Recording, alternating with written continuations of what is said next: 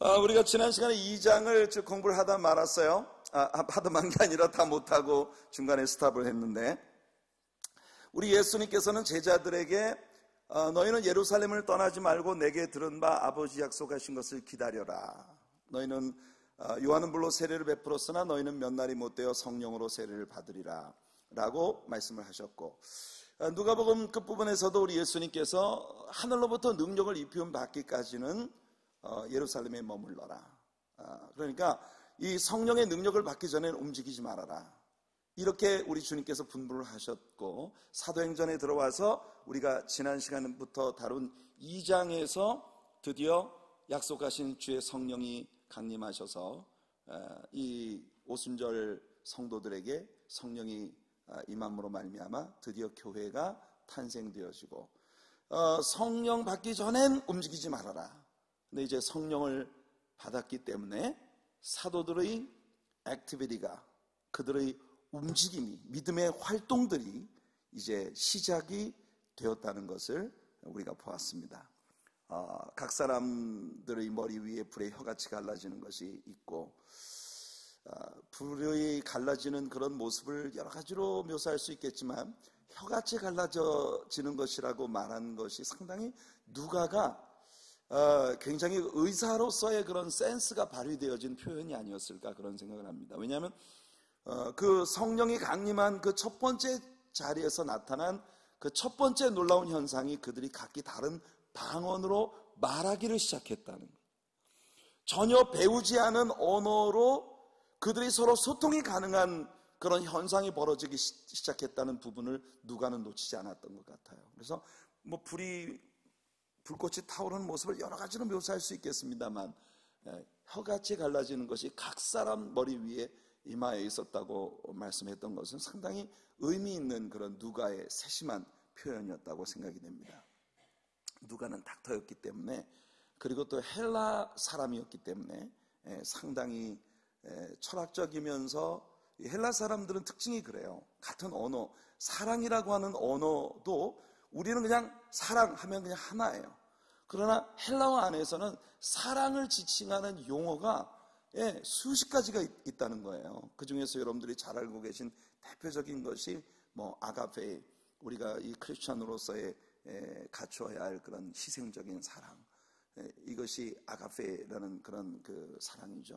또는 남녀 간의 어떤 이성적인 그 에로스, 이런 그 필레오, 이 브라더리 러브, 형제의 사랑을 이야기하는 스톨게, 부모와 자녀 사이에 그러니까 사랑이라고 하는 용어를 갖다가 나타내는데도 상당히 디테일하게 이렇게 분류가 되어져 있는 그런 용어가 바로 헬라어입니다. 그건 헬라 사람들의 사고가 그만큼 상당히 무엇이든 상세하게 바라보는 그런 시각을 가지고 있다는 것을 우리들에게 느끼게 만들어주는 부분이죠. 그래서 불의 혀같이 갈라지는 것이 있어서 각 사람 머리 위에 임하여 있더니 그들이 각기 다른 방언으로 말하기를 시작했다.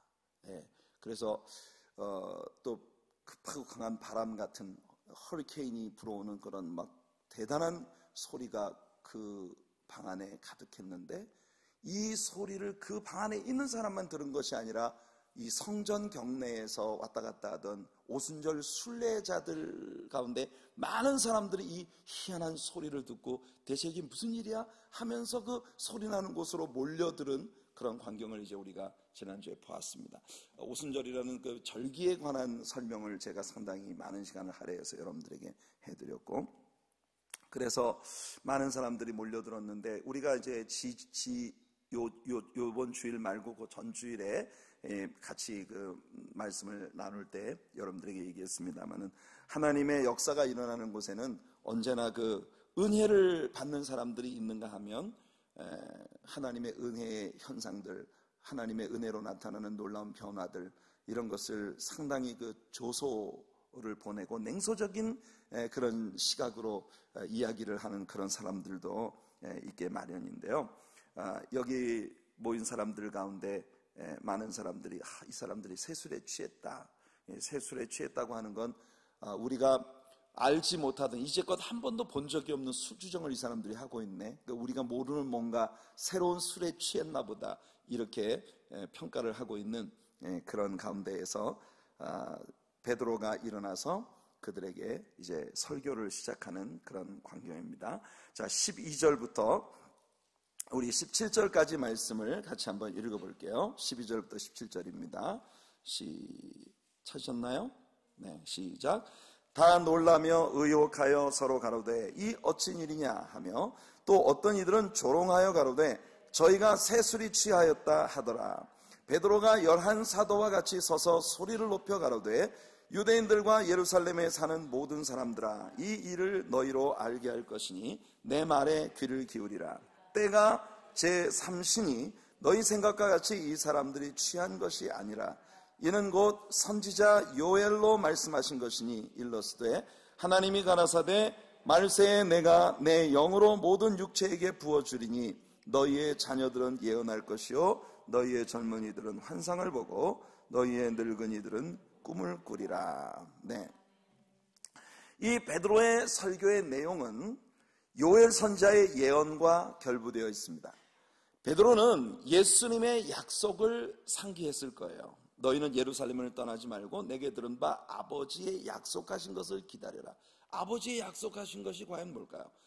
아버지의 약속하신 것, 바로 예수님은 이 순간 요엘 선지자를 통해서 이 마지막 때에 부어주시마 약속하셨던 성령 부어주심에 대한 약속을 예수님은 기억하신 것일 거예요.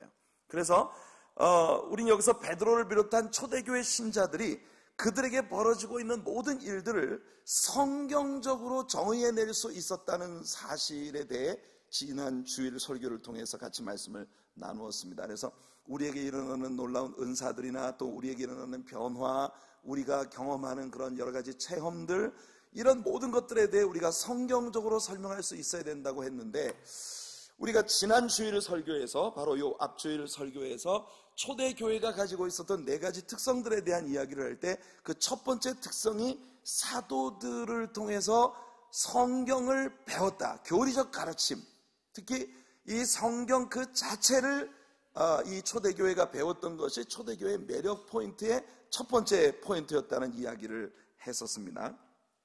우리가 나중에 4장을 보게 되면요, 베드로와 요한이 성전 미문에 앉았던 안진뱅이를 일으킨 사건으로 인하여 온 예루살렘 안에 놀라운 충격적인 그런 영향이 전달되면서 이 종교 지도자들이 당황하게 됐어요.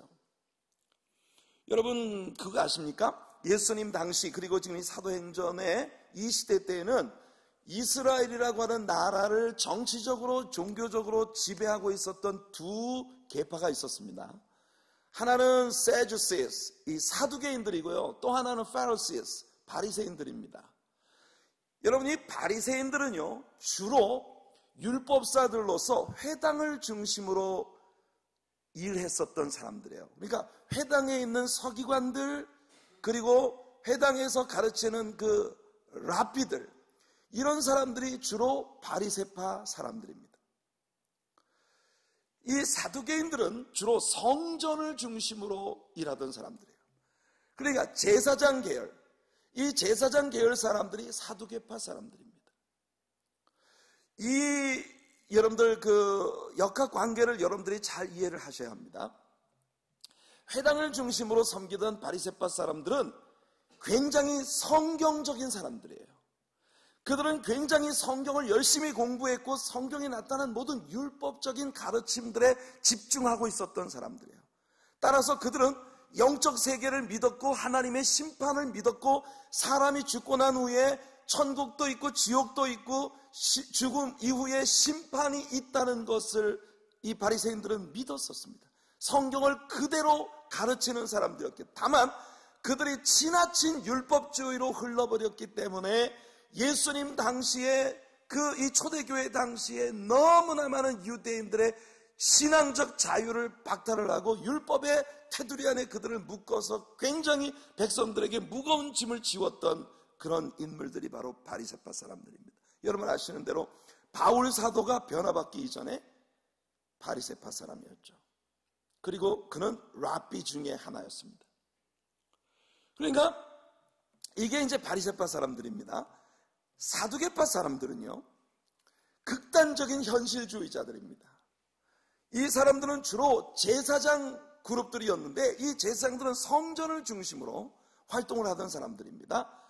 그런데 이 사두개파 사람들은요, 극도의 현실주의자들로서 당시에 유대를 지배하고 있었던 로마 정부에 기대서 그 권력을 등에 업고 굉장히 많은 물질적인 그런 권세를 누렸던 인물들이에요.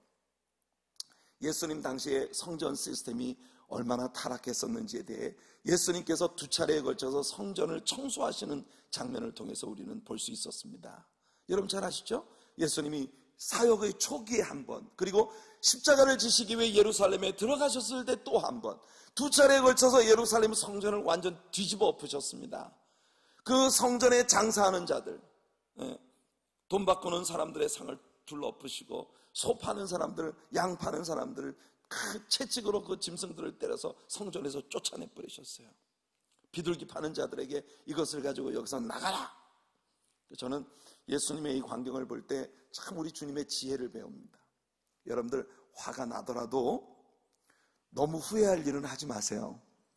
그러니까 소나 양이나 채찍질해서 내쫓으면 쫓아가 잡을 수 있지만 비둘기는 날아가 버리면 끝입니다.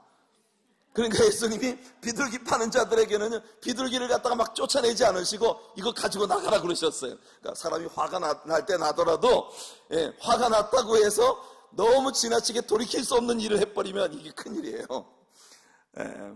아무튼 이 사두개파 사람들은 극단적으로 현실에 맞추어서 현실과 타협하며 물질적인 권세를 누리며 살던 사람들입니다. 로마 정부와 야합을 해서. 그래서 당시의 제사장 시스템은 원래 레위 지파의 제사장들이 혈통을 따라서 제사장직을 수행하게 되어 있지 않습니까? 그렇게 해서 해마다 반차를 따라 제비를 뽑아 대제사장을 세우게 되는데, 이 예수님 당시에는요, 로마 정부가 인정하는 또 다른 제사장이 있어요. 그러니까 이 제사장 제도가 아주 극단적으로 타락해 있었죠. 그리고 그들은 성전에서 그들이 성전 제사 이 시스템을 통해서 정말 가련하고 불쌍한 그 가난한 성도들의 등을 쳐먹는 그런 그 일들을 이 사람들이 한 것입니다. 세속적으로 사용하는 로마 정부가 발행하는 돈은 하나님께서 기뻐하지 않으신다. 그러니까 너희가 성전에서 헌금을 드리려면 성전에서 통용되어지는 성전 화폐와 환전을 해야 된다. 그런데 그 환전 과정에서 굉장히 많은 환차 이익을 보는 그런 일들을 행하는 거예요. 결국 한번 생각해 보세요. 로마 정부에서 발행되어진 로마 화폐가 부정한 세속적인 돈이어서 하나님 받지 않으신다면 궁극적으로 성전 안에서 성전 화폐를 바꿀 때 이 성전 시스템 안에서 그 세속적인 돈을 다 받아가지고 그 돈으로 뭔가를 하는 거 아니겠습니까? 이게 얼마나 여러분들 말도 안 되는 합리적이지 않은 그런 방식이잖아요. 그러나 종교라고 하는 속성은 사람들에게 정말 이 종교가 타락을 하게 되면 세상의 무엇으로도 올바르게 바꿀 수가 없어요. 그리고 짐승들을 하나님 앞에 제사를 바치는데 그 율법에 의하면 그 제사의 규례가 얼마나 까다롭습니까? 그래서 제사장들이 짐승을 가난한 사람이 집에서 기르던 그런 그 양 한 마리를 하나님께 제사를 바치려고 먼 길을 끌고 와가지고 성전에 왔단 말이에요. 그런 제사장이 이 양을 갖다가 어디 보자, 이 양이 하나님께 제사를 드릴 수 있는 그런 합격된 양인지, 그래서 양을 갖다 다리를 들어보고 목을 들어보고 귀를 막 까뒤집어 보고 그리고 꼬랑지를 들어보고 하면서 여기 흠이 있네, 이건 하나님 받지 않으셔. 그러니까 하나님께서 진정으로 받으시는 제사를 드리고 싶다면 저 성전에 이 제사장 그 시스템에 의해서 허가되어진 그런 재물을 가지고 와라. 그래서 시중에서 파는 것보다 훨씬 더 비싼 값에 재물을 사서 제사를 바쳐요. 근데 정말 악랄한 건 뭐냐면요, 비둘기라고 하는 짐승을 하나님께 제사를 바치는 건 가난한 사람들을 위해서 하나님이 허락하신 제사의 방식이었습니다. 소나 양 같은 그런 값나가는 짐승으로 제사할 수도 없을 만큼 가난한 사람들을 위해서 하나님이 비둘기를 제사를 바치도록 그렇게 허락하신 거예요. 그런데 그 가난한 사람들의 그 가련한 하나님께 예배하려고 하는 그 마음까지도 그렇게 그들이 물질적인 그런 이익을 위해서 이용해 먹고 있는, 예수님이 분노하셔서 그들을 다 쫓아내셨어요. 이게 당시의 종교 시스템인데, 그들이 왜 그럴 수 있느냐면요, 사두개인들은 이 생에서의 인생이 전부라고 믿었던 사람들이에요. 그들은 사람이 한번 죽고 나면 끝이라고 믿었습니다. 그 이후에 부활도 없고 천사도 없고 심판도 없고 사람이 죽으면 그것으로 끝이라고 믿었던 게 당시의 성전을 장악하고 있었던 제사장들의, 즉 사두개인들의 신앙이었던 것이에요. 그런데 오순절에 성령이 강림하면서 우리가 지금까지 배워온 대로 이 초대교회가 일어나면서 그들의 메시지의 중심에 뭐가 있으냐면, 너희가 십자가에 못 박아 죽인 그 예수가 약속대로 다시 살아나셨다는 것입니다. 할렐루야, 할렐루야. He rose again. 예수님이 다시 부활하셨다는 것이 이 모든 초대교회의 메시지의 중심이에요. 그런데 여러분, 우리가 3장에 들어가서 보다 자세하게 그 부분에 대해 배우게 되겠습니다만, 초대교회는 예루살렘 성전을 당시의 유대교와 함께 사용을 하고 있었어요. 생각해 보세요. 사두개인들이 장악하고 있었던 그 성전의 한복판에서 그 사두개인들은 부활이 없다고 믿고 있고 죽음 이후에 심판 같은 것이 없다고 믿고 있었던 그 제사장들이 장악하고 있었던 성전의 한복판에서 예수님은 다시 살아나셨다라고 하는 부활의 복음이 선포되고 있다고 생각해 보세요. 이걸 당시에 사두개인들이 용납할 수가 없잖아요. 근데 진짜 신기한 건 말이에요. 신기한 건 사두개파 사람들과 바리새파 사람들은 교리적으로 완전히 반대되는 그룹들이잖아요. 그러니까 이 사람들은 사실은요, 만나기만 하면 서로 싸우는 사람들이에요. 아주 왼수도 그런 왼수가 없어요. 그런데 말이에요, 이 철천지 왼수 같은 만나면 서로 앙숙인 두 그룹이 예수 그리스도를 십자가에 못 박는 일과 예수 그리스도의 교회의 활동을 반대하는 일에는 찰떡궁합이라. 이거 웃기지 않습니까? 그런데요, 교회의 역사를 살펴보면 교회의 역사 가운데서 하나님의 거룩하신 사역을 반대하고 방해하는 일 가운데는 언제나 이와 유사한 일들이 벌어졌다는 사실들을 우리 발견합니다. 평상시엔 서로 말도 안 섞는 사람들인데 희한하게 악한 일을 도모하는데 쿵짝이 맞기 시작하면요, 지금까지 그냥 철천지 원수처럼 지내던 사람들이 언제 그랬냐 싶게 그냥 엎어져가지고, 그 엎어졌다고 말하죠. 그냥 엎어져가지고 말이죠. 밤이고 낮이고 시도 때도 없이 만나고 매일같이 밥 먹고 앉아서 꿍짝꿍짝하고, 이거 정말 신기합니다. 여러분, 우리 이전도사님이 오늘 월십을 인도하면서 우리라고 하는 것에 대한 개념에 대해서 말씀을 하셨는데 전 참 공감해요. 여러분, 우리가 되기를 바랍니다. 예수 그리스도 안에서 하나님의 거룩하신 뜻을 이루고 우리 교회를 행하신 우리 하나님의 귀한 소명을 함께 나가는 일을 위해서 우리가 되어지기를 바랍니다. 아멘. 할렐루야. 여러분, 이것이 지금 초대교회가 일어나기 시작하면서 이 성전 안에 굉장히 불편한 기류가 조성될 수밖에 없는 그런 당시의 상황을 우리에게 보여주는 것이에요. 여러분, 이런 때에 베드로와 요한이 산헤드린에 끌려가서 밤새도록 초달을 당하고 신문을 당하고 그리고 채찍에 맞아서 고생을 하다가 릴리스돼서 나왔습니다. 그런데 말이에요, 그 베드로와 요한이 그들을 위해서 함께 기도하고 있었던 성도들의 무리를 찾아갑니다. 동료들에게로 찾아가서 그들이 함께 소리를 높여 하나님께 기도를 드리는데 그들이 드리는, 하나님께 드리는 기도의 내용이 기가 막힙니다. 그들이 하나님께 뭐라고 기도하는지 압니까? 천지의 주제시여, 천지의 주제시라고 하는 것, 하늘과 땅과 바다와 산과 그 가운데 기식하는 모든 것들을 지으시고 유지하시는 만물의 주인이신 하나님이시여. 야, 여러분들이 어떤 문제에 봉착했을 때 문제를 자꾸 쳐다보면 문제가 점점 더 커집니다. 여러분들의 믿음은 점점 작아져요. 여러분들이 문제에 봉착했을 때 문제 자체를 바라보지 말고 그 문제보다 훨씬 크신 하나님을 바라보시길 바랍니다. 여러분들이 믿음으로 하나님을 바라보다 보면은 하나님의 그 위대하심, 그의 크심에 여러분들의 마음이 핏될 거예요.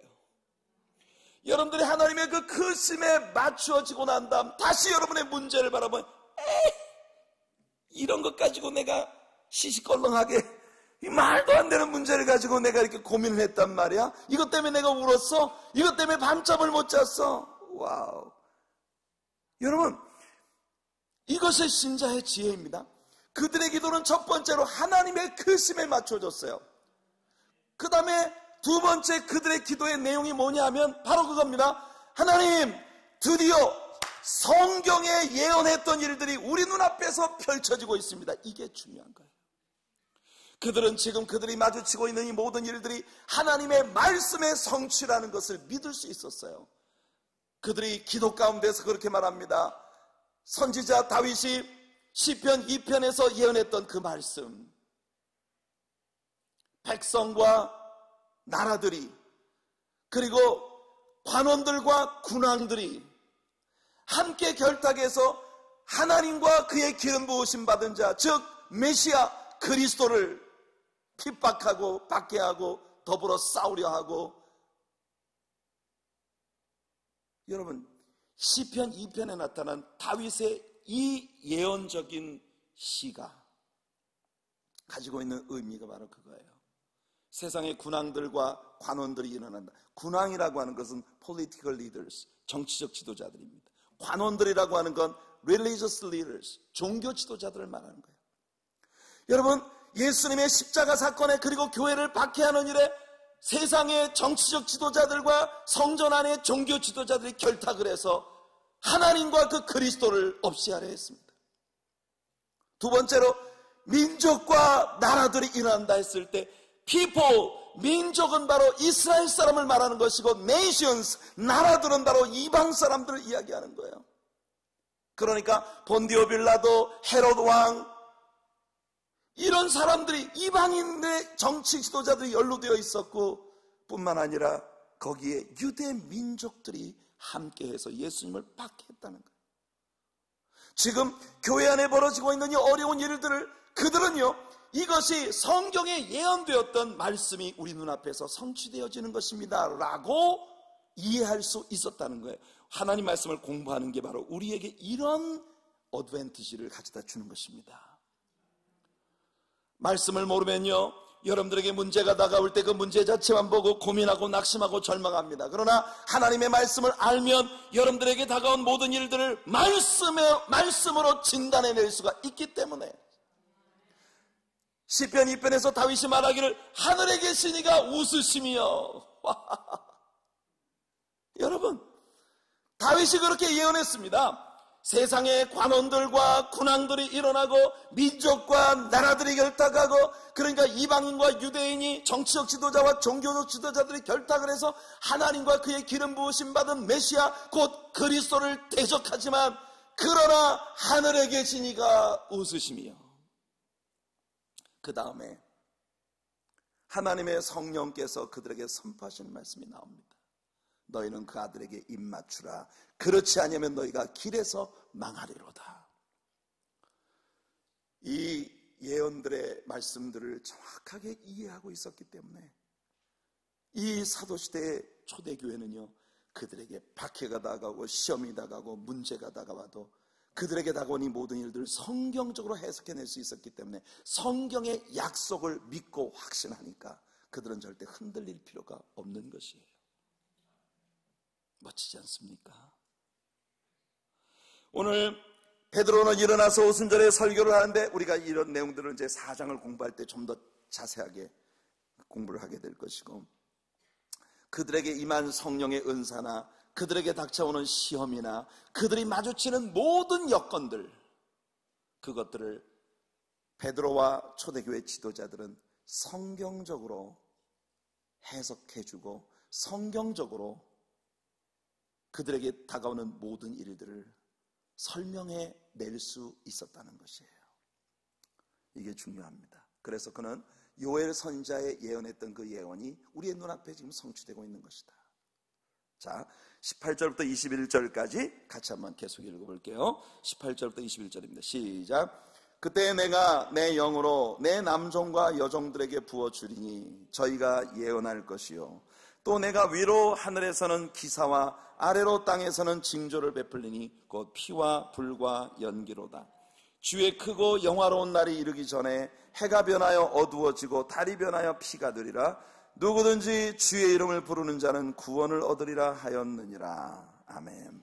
자, 베드로가 요엘 선지자의 예언을 전체적으로 다 인용해주고 있지는 않았지만 여기 나오는 것처럼 주의 크고 영화로운 날, 요엘 선지자의 예언의 중심은 The Great Day of the Lord, 여호와의 크고 위대한 날입니다. 그게 요엘 선지자의 메시지의 주제예요. 요엘이 말하고 있는 여호와의 큰 날은 어떤 날을 말하냐면 바로 예수님께서 지상에 재림하시기 전에 이 땅에 다가오게 될 엄청난 대환란의 끔찍한 일들, 요한계시록이 설명하고 있는 온갖 무서운 자연재해들과 전쟁들, 무시무시한 이 땅에서 벌어지게 될 하나님의 진노의 포도주잔을 찌꺼기까지 남김없이 이 땅에 남아있는 자들이 다 마셔야 할 그 무시무시한 환란의 날이 이 땅에 온다는 게 요엘 선지자의 예언입니다. 그러나 그런 크고 영화롭고 무시무시한 날이 이 땅에 벌어지기 전에 하나님께서 내 남종과 여종들에게 성령을 부어주겠다 약속하셨던 그 약속이 지금 너희들의 눈앞에서 시작된 것이다 라고 베드로가 말하고 있다는 것이에요. 아멘. 요엘 선지자의 예언은 말세에 관한 예언입니다. 저는요, 우리가 말세에 살고 있다고 믿습니다. 여러분들은 동의하지 않으시는 마음에 우리는 말세에 살고 있다고 저는 믿어요. 근데 제가 그렇게 말한다고 해서 여러분들이 억지로 아멘을 할 필요는 없습니다.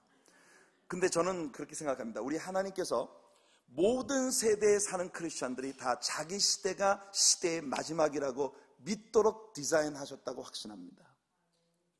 왜냐하면 왜 모든 것을 우리에게 알려주실 수 있는 우리 하나님께서 그토록 예수님의 재림에 관한 날짜, 예수님의 재림에 관한 이 일만큼은 그렇게 주님이 철저히 비밀에 붙이시는 것일까요?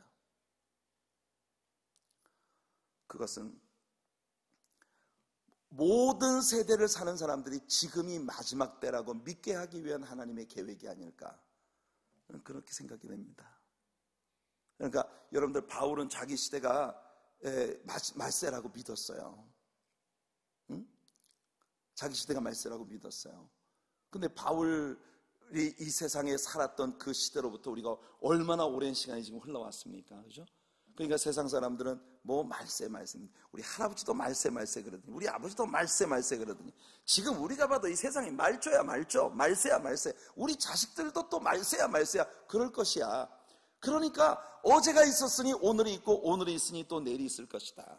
그런 종교적인 거짓말에 속지 말고, 노세 젊어 노세 늙어지면 못 노나니 실컷 세상 좋을 때 즐겨라. 이게 세상 사람들이 생각하는 것일지 몰라요.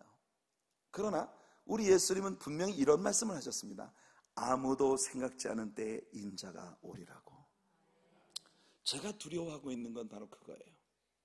예전에 1991년도쯤이었나요? 우리나라에 왜 다미선교회라는 게 막 일어나가지고 시한부 종말론, 그때 그 해에 무슨 10월 26일 날 예수님이 오신다고 했다가 거기서도 또 한 분파가 나와가지고 10월 11일 날 예수님이 오신다 그러고, 그렇게 해가지고 뭐 두 파가 또 일어났었어요. 그래가지고 정말 그때 당시에 제가 캘리포니아에서 사역을 하고 있었거든요.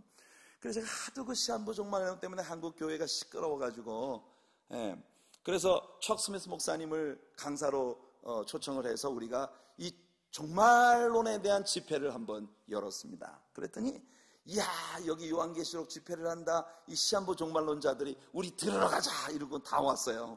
왔는데 척스미스 목사님이 말씀하시기를 역사 가운데 예수님 재림하시는 날짜를 셋업했던 케이스들에 대해 쭉 이야기하는 여호와의 증인들의 거짓말, 역사 가운데 있어왔던 이단들의 그 주님이 재림하시는 날짜를 셋업한 그 일들에 대해 쭉 얘기를 하시고 난 다음에, 자, 예수님이 이 말씀을 하셨다는 걸 여러분 기억하십니까?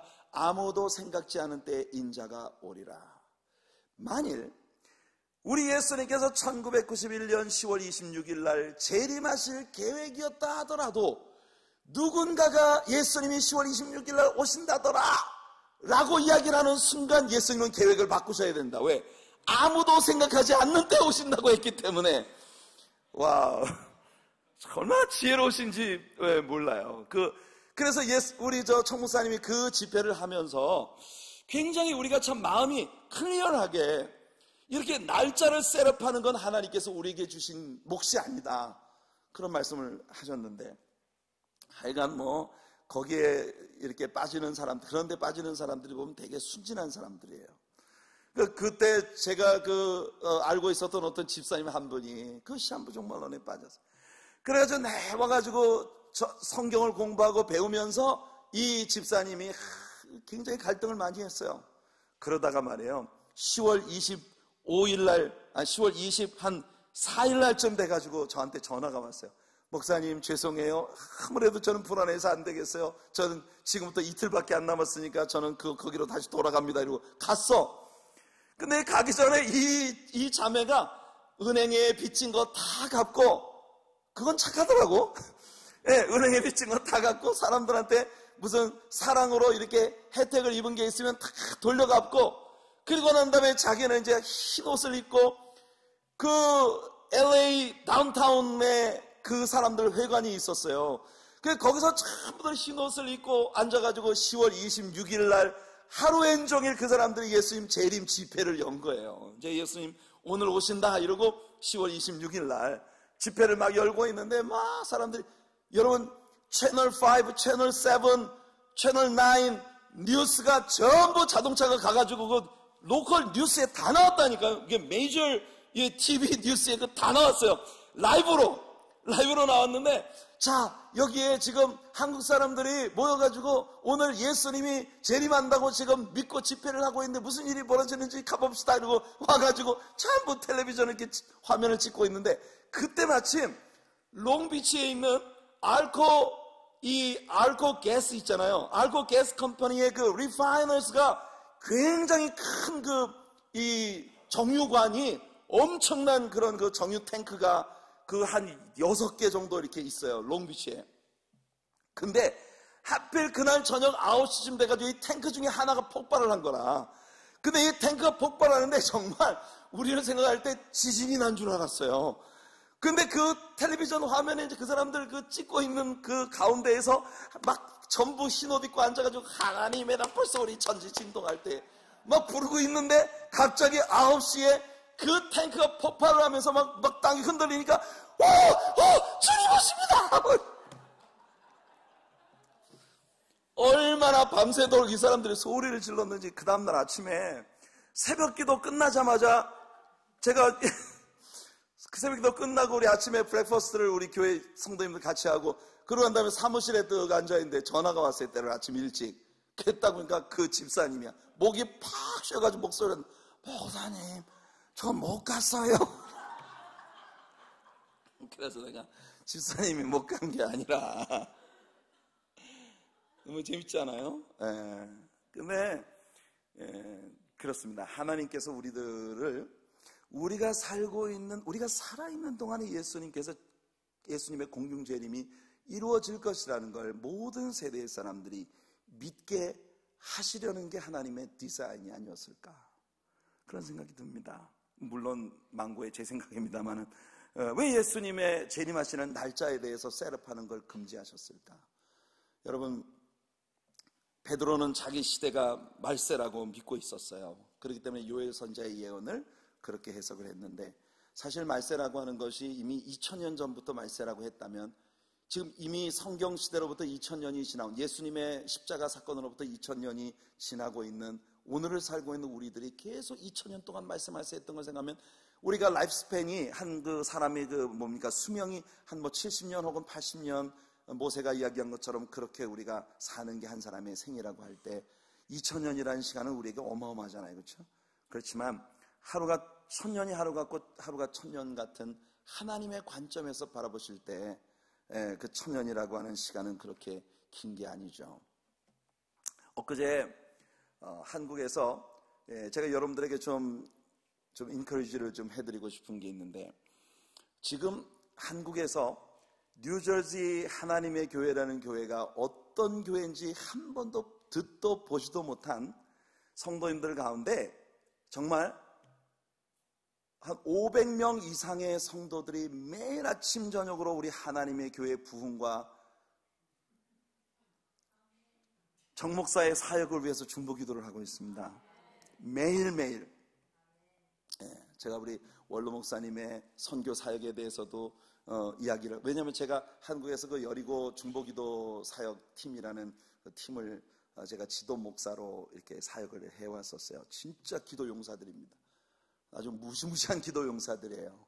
근데 그분들 이제 평신도 기도 팀들이 있는데 초교파적으로 모인 사람들, 부산을 중심이지만 전국 각지에 흩어져 있고 독일에도 일본에도 이렇게 그 기도 팀들이 있어요. 제가 지도 목사로 활동을 하고 지금도 이게 카톡 베이스로 움직이는 그런 기도 팀이기 때문에 제가 별명을 벌떼군단이라고 제가 이름을 붙였어요. 벌떼군.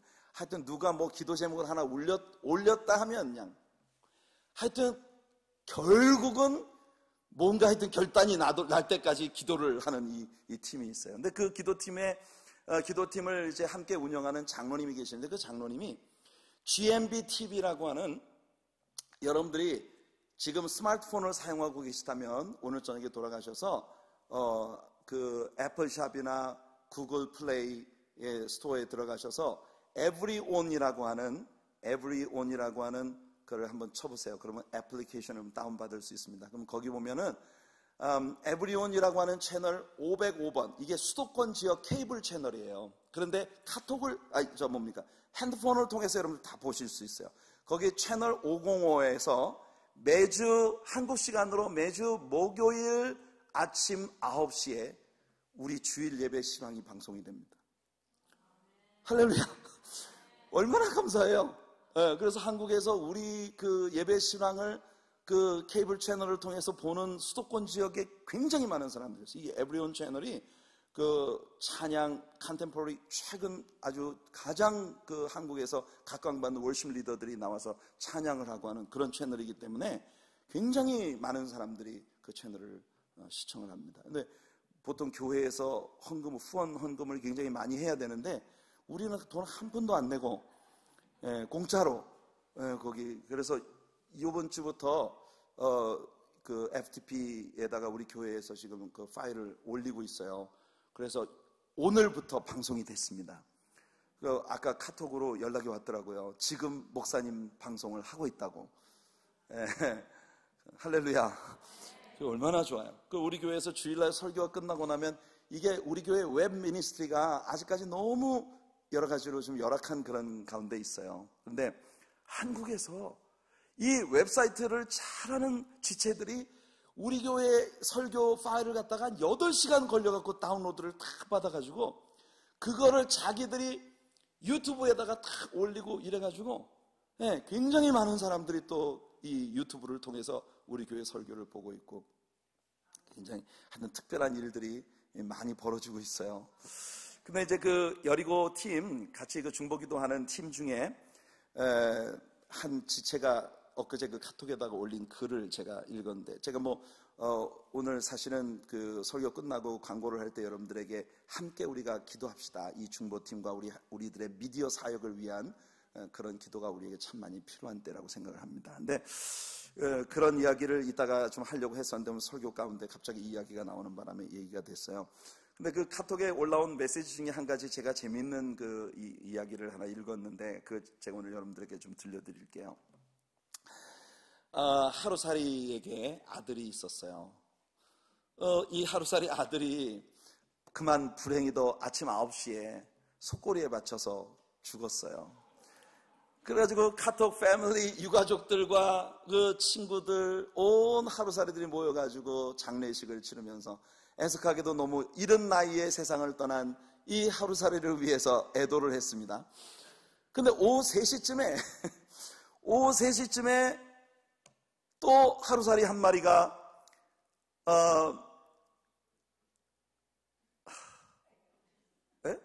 왜 죽었지? 갑자기 생각이 안 나네. 오후 3시에 또 하루살이 한 마리가 갑자기 지금 생각이 나네. 또 죽었어요. 그래가지고 온 가족들이 모여가지고 너무나 애석하게 좀 더 오래 살 수 있었는데 일찍 세상을 떠난 것에 대해서 애통하면서 장례식을 치렀어요. 그러고 난 다음에 이제 밤이 되자 모든 하루살이들이 다 죽었습니다. 뭐 하루밖에 못 사니까. 여러분들이 이 이야기를 들으면 그 하루살이들이 모여가지고 어차피 하루밖에 못 사는 것들이 그거 몇 시간 더 산다고 룰루랄라 하고 몇 시간 일찍 죽었다고 애통해하고 하는 그런 하루살이들의 세계를 우리 인간이 바라볼 때에 그 얼마나 웃기지도 않는 일이잖아요. 그렇죠? 그런데 영원을 사시는 하나님의 시각에서 우리 인생들을 바라볼 때 그것은 과연 어떤 것일까? 그런데 우리 같은 인생을 위해 하나님께서 그 사랑하는 독생자 외아들 예수 그리스도를 내어 주실 만큼 우리를 사랑하셨다는 것은 얼마나 위대한 사랑인가 하는 걸 우리가 이제 발견할 수 있다는 거죠. 제가 그거를 읽고 팔꿈을 잡고 웃었는데 사실은 제가 주일날 설교를 하면서 이걸 읽어드리려고 했다가 지금 갑자기 생각이 나는 바람에 산통 다 깨졌어요. 그래서 아무튼 베드로도 지금 이것이 말세에 벌어질 일들에 대한 요엘 선지자의 예언이 우리 눈앞에 성취됐다라고 그렇게 이야기를 하는 것입니다. 자, 베드로는 이 어찌된 일이냐 의아해하며 몰려드는 이 사람들에게 이것이 복음을 전할 수 있는 절호의 기회가 되었다. 그래서 설교를 시작하는데 베드로의 설교는 7가지 예수 그리스도의 관련되어진 포인트들을 담고 있었다는 걸 지난 주일 설교를 통해서 우리는 배웠습니다. 배우셨죠? 심뚝 떼고 계시네. 자, 그래서 보십시다. 22절 읽어볼게요. 22절입니다. 시작. 이스라엘 사람들아 이 말을 들으라. 너희도 아는 바에 하나님께서 나사렛 예수로 큰 권능과 기사와 표적을 너희 가운데서 베푸사 너희 앞에서 그를 증거하셨느니라. 먼저 베드로는 자신의 설교의 주제가 예수 그리스도, 특히 나사렛 예수시라는 것을 분명히 했습니다. 이게 첫 번째 요소였어요. 그 다음 베드로의 두 번째 강조점은 예수님께서 행하신 그 모든 일들을 볼 때 그분이 바로 약속된 메시아이시고 그분이 하나님이시라는 걸 우리가 알 수 있다라고 하는 것이 두 번째 내용이었습니다. 23절 읽어볼게요. 시작.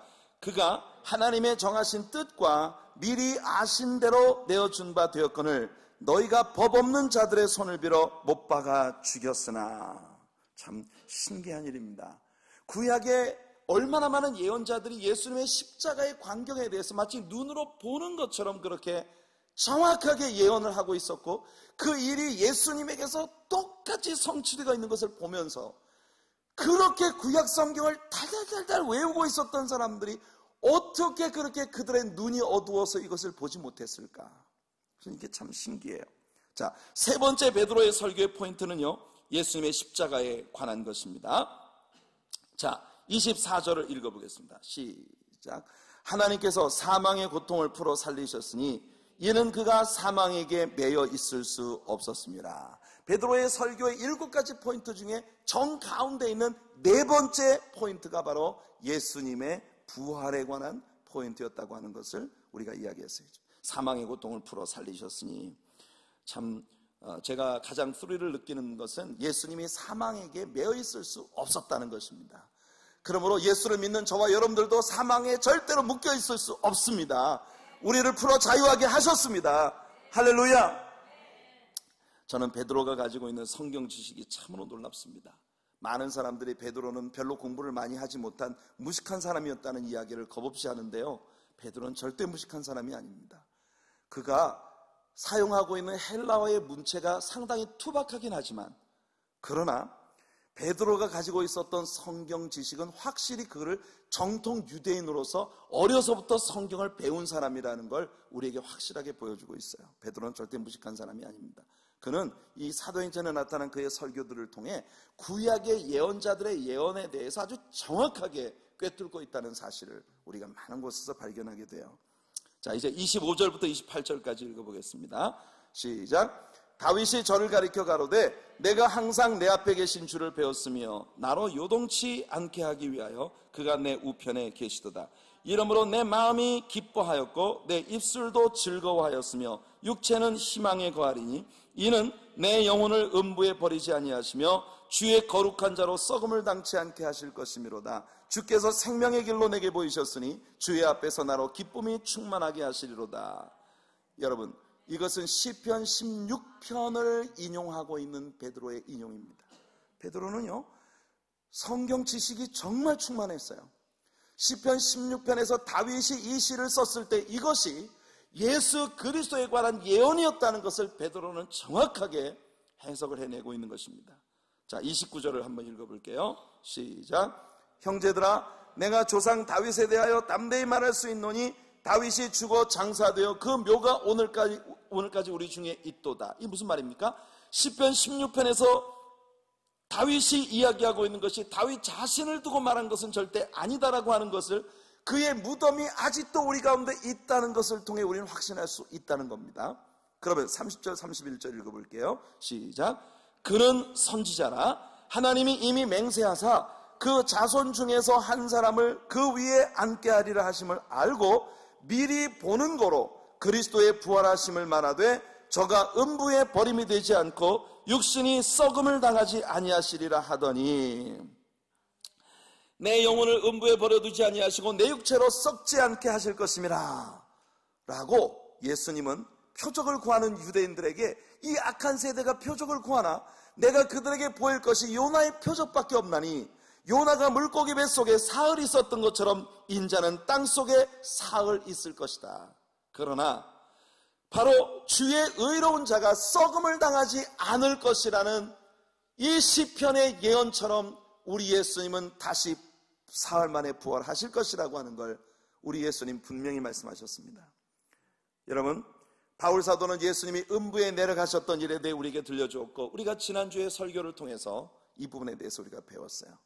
자, 32절을 읽어보겠습니다. 베드로는 이 모든 일, 즉 예수님이 다시 사셨다는 이 일에서 우리가 증인입니다, 우리가 목격한 사람들입니다 라고 선포합니다. 32절 시작. 이 예수를 하나님이 살리신지라 우리가 다 이 일의 증인이로다. 아멘. 그리고 베드로의 설교의 다섯 번째 요소는 예수님의 승천에 관한 말씀입니다. 33절이에요. 시작. 하나님이 오른손으로 예수를 높이심에 그가 약속하신 성령을 아버지께 받아서 너희 보고 듣는 이것을 부어주셨느니라. 할렐루야.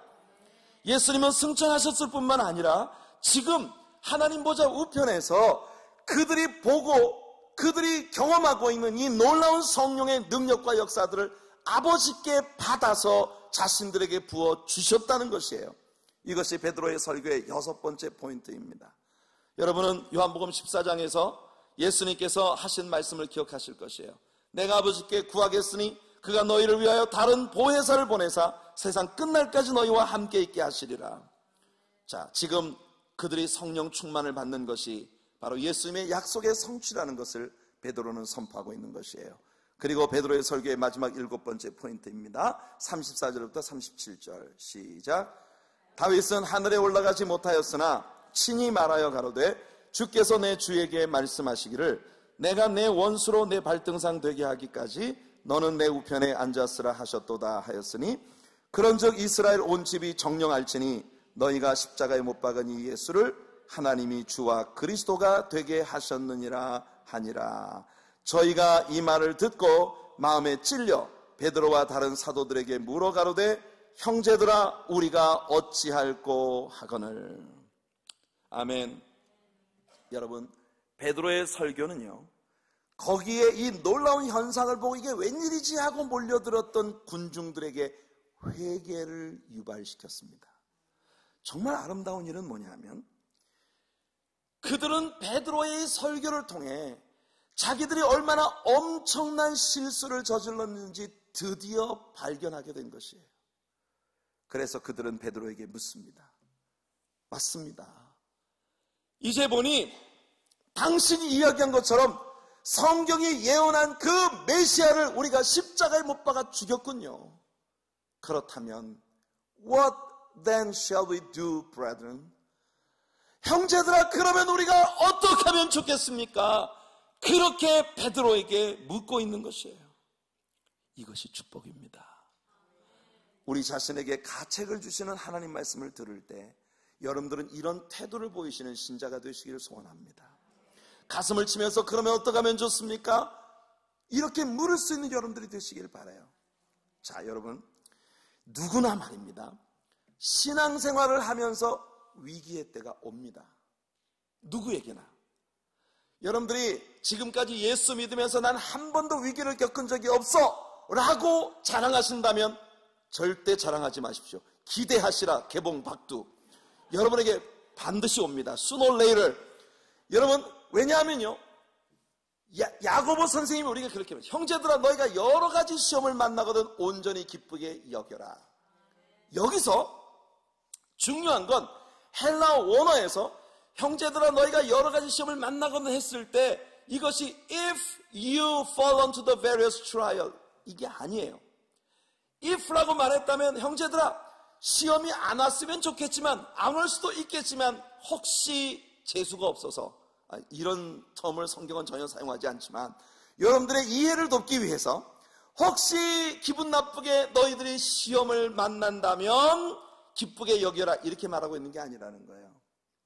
When you fall into the various trial, 너희가 여러 가지 시험을 만날 때, 여러분, if라고 말할 때는요, 올 수도 있고 안 올 수도 있는 거예요. 그러나 when you fall into the various trial, 이렇게 말하면 이건요, 반드시 온다는 겁니다. 어떤 사람은 좀 일찍 오고 어떤 사람은 좀 늦게 오겠지만, 여러분, 신앙생활하면서 한 번도 시험을 당하신 적이 없으신가요? 기대하시라 개봉 박두. 여러분들에게 곧 올 것입니다. 아니, 목사님 어떻게 그런 말씀을 하실 수가 있어요? 이건 제 말이 아니라 성경이 그래요. 성경이. 그러니까 우리 예수님도 매일 우리가 들어야 할 주님이 가르쳐 주신 기도문에 우리에게 뭐라고 기도하라고 말씀하셨습니까? 그럼요. 예, 우리를 시험에 들지 않게 하옵시고 라고 기도하라고 하셨어요. 그 말은 무슨 말이냐면은 우리들이 다 시험에 노출되어 있다는 것입니다. 그런데 한 사람이 신앙적으로 시험에 빠질 때 제일 먼저 나타나는 현상이 뭔지 아세요? 목사님 설교가 귀에 안 들어오기 시작하는 거예요. 이건 제가 나이 20살부터 지금 57이 될 때까지 목회를 하면서 제 몸으로 터득한 것이에요. 여러분, 여러분들이 신앙생활을 할 때 내가 영적으로 큰 위기를 마주치면 제일 먼저 나타나는 현상이 목사님 설교가 귀에 안 들어오기 시작합니다. 왠지 목사님이 말씀을 하실 때 말씀이 자꾸 짜증이 나고 꼭 나들으라고 하네. 여러분, 사람이 지금 시험에 빠질 때요, 제일 먼저 걸리는 시비가 바로 그겁니다. 오늘 목사님이 무슨 나들으라고 설교해서. 제가요, 우리는 지금 허니문 기간이잖아요, 그죠? 네, 허니문 기간이기 때문에 뭐든 말할 수 있을 때 제가 해두겠습니다. 예, 뭐든 말할 수 있을 때 여러분들에게 예방주사를 미리 맞춰드리겠어요. 여러분들이 신앙생활하다 보면 어떤 때 정목사의 설교가 좌우가 목소리만 들어도 짜증이 나기 시작한 때가 올 수도 있어요. 그럴 때 여러분, 제가 이야기하는 이야기가 왠지 여러분을 두고 이야기하는 거라고 느껴진다면 그게 맞습니다. 제가 여러분 들으라고 하는 거예요. 왜냐하면 제가 오늘 이 설교를 한국에 있는 성도 들으라고 하겠습니까? 여기 있는 여러분 들으라고 내가 설교하고 있는 게 맞아요. 그런데 많은 때에 진짜 저는 모르고 저는 준비도 하지 않은 말을 하나님께서 제 설교 가운데 하게 하실 때가 있어요. 그래서 제가 말씀했죠. 예언이라고 하는 것을 프레딕션, 앞으로 되어질 일을 예고하는 것으로만 생각하시면 안 됩니다. 하나님의 말씀을 선포하는 건 그 자체가 예언의 은사의 활용이에요. 여러분, 그렇기 때문에 여러분들의 설교를 듣다가 뭔가 야, 누가 목사님한테 고자질을 했지? 이런 생각이 드시거든. 그러니까 지금 미리 예방 주사를 놔드리는 거예요. 절대 그걸 가지고 누굴 만나가지고 야, 오늘 정 목사님 설교를 하는데 완전 나들으라고 하더라. 이건 분명히 누가 꼰질렀을 거야. 이런 식으로 가는 사람들은 여러분들 스스로 수렁, 빠져나오기 어려운 수렁 속으로 걸어 들어가는 것이에요. 여러분들 제 말 들으세요. 진짜 제가 말이에요, 이 많은 분들을 들으라고 설교를 하는 가운데 여러분 일을 알아서 여러분 한 사람을 위해서 내가 이 설교를 했다면 그건 얼마나 축복된 일입니까? 맞지 않아요? 이 설교를 들을 수많은 사람 중에 여러분 들으라고 제가 얘기했다면 그거 얼마나 고마운 일이에요. 이렇게 생각하세요. 벌써 아멘이 안 나오기 시작하네. 그런데 이 오순절에 베드로의 설교를 들었던 사람들은 그들에게 정말 예리한 면도날처럼, 왜냐하면 하나님 말씀은 투엣지 소울드예요. 좌우의 날선 양날을 가진 검이에요. 그러니까 그 말씀이 그들의 마음을 막 헤집을 때에 그들은 가슴을 치며 형제들아, 그러면 우리가 어찌할꼬. 여러분들에게 그런 은혜가 식지 않기를 축복합니다. 언제라도 제 설교가 여러분들의 가슴을 휘집어 놓는다고 하면 제가 여러분들에게 상처를 주었다고 생각하지 말고, 하나님, 얼마나 우리 하나님이 답답하셨으면 오늘 목사님을 세우셔서 내 가슴을 이렇게 헤집어 놓으십니까? 하나님, 제가 어떻게 하면 좋겠습니까? 이렇게 주님 앞에 무너질 수 있다면 여러분들은 복 있는 사람들입니다. 이 사람들 향해 베드로가 선포합니다. 베드로가 가로되 너희가 회개하여 각각 예수 그리스도 이름으로 세례를 받고 죄사함을 받으라. 그리하면 성령을 선물로 받으리니. 할렐루야. 이것이 여러분들의 축복이 되기를 바랍니다. 이 약속은 너희와 너희 자녀와 모든 먼데 사람 곧 우리 우리 하나님이 얼마든지 부르시는 자들에게 하신 것이라. 그러니까 모든 먼데 사람이란 저와 여러분 같은 이방인들을 두고 이야기하는 것이에요. 우리들 모두에게 우리 주님 주신 약속이다. 이 약속의 혜택을 여러분들 모두가 누리실 수 있기를 바랍니다. 그 다음에 40절 41절 읽어볼게요. 시작. 또 여러 말로 확증하며 권하여 가로되 너희가 이 패역한 세대에서 구원을 받으라 하니 그 말을 받는 사람들은 세례를 받음에 이날의 제자의 수가 3,000이나 더하더라. 아멘. 베드로의 이날 설교는 엄청난 효과를 가져왔어요. 교회는 그야말로 폭발적인 성장을 시작했습니다. 3,000명이 베드로의 초청에 응했고 세례를 받고 제자가 되었습니다. 이렇게 해서 제자가 된 그런 제자로서의 삶이 그들에게 따르기 시작했어요. 이것이 바로 초대교회의 액티비티였습니다. 이것이 초대교회의 패턴이에요. 이것이 우리가 따라야 할 최고의 모델입니다. 저희가 사도의 가르침을 받아 서로 교제하며 떡을 떼며 기도하기를 전혀 힘쓰니라. 오늘 여기까지 할게요. 야, 오늘도 끝을 못 내네.